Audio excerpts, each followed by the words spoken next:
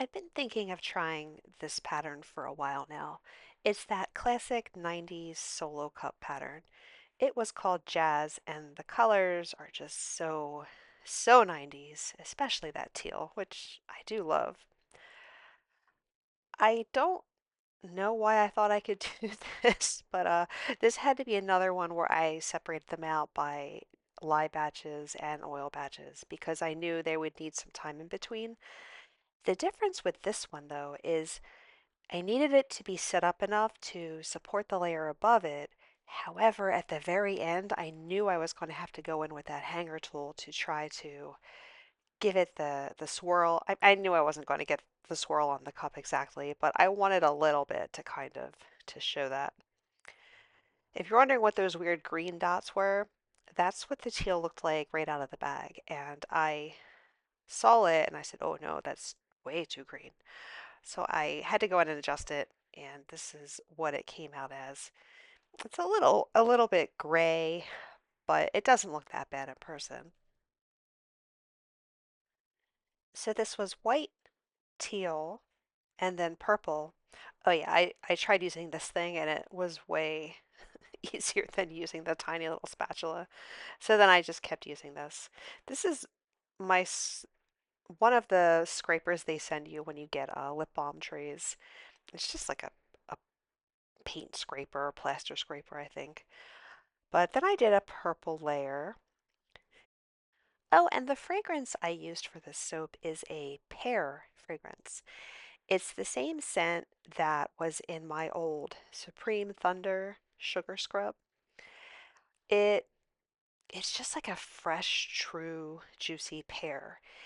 And I know the obvious choice would have been a cucumber melon for like a 90 cent, but I just personally I don't really like melon in soap.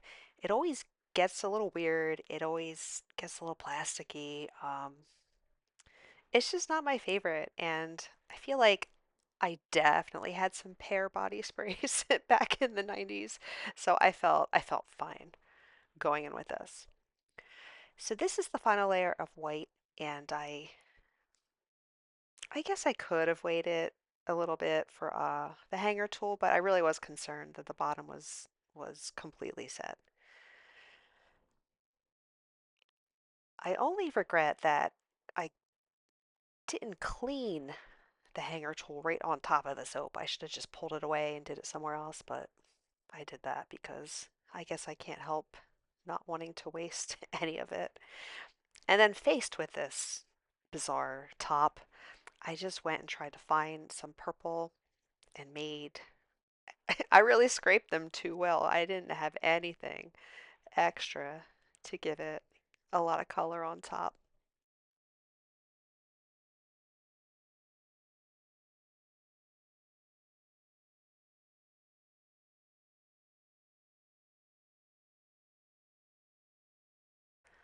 So I waited the full 2 days before unmolding this one, and it still was a little bit soft, but I ended up like taking the corner off when I cut it and trying to mold it back on. Now that I've had some time to get used to what happened with the soap, I like it. But when I first unmolded it and cut it, I felt really disappointed. I don't know what I thought was going to happen. But, again, now that some time has passed, I'm okay with it. I really like how, for the most part, the color, didn't blend together. That bottom teal layer, unfortunately, that was when I was using that tiny little spatula to put it in. And I learned later that I should wait like at least, I think I waited like not even 10 minutes, and I needed to wait 15 minutes in between layers to have a clean line in between them. But, it's not that bad because for that pattern, it was a little swishy along the bottom anyway, and that gave me that effect without meaning to. And you can also see how that teal fell in from when I was using the hanger tool.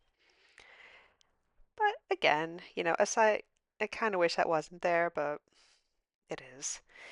And again, it was so set that even though you saw me kind of force that hanger tool in, I don't know, at least like 4 or 5 times, you see me like push it down, it barely moved the purple at all because it was that set. So, I mean, I don't know what the solution is. I guess next time I can try to maybe wait like maybe 10 minutes and just YOLO it and see if I can make it go through a little faster. But these are still cute. They're still fun. Can't tell you what possessed me to do it, but they will be available on my website in about like 4 or 5 weeks.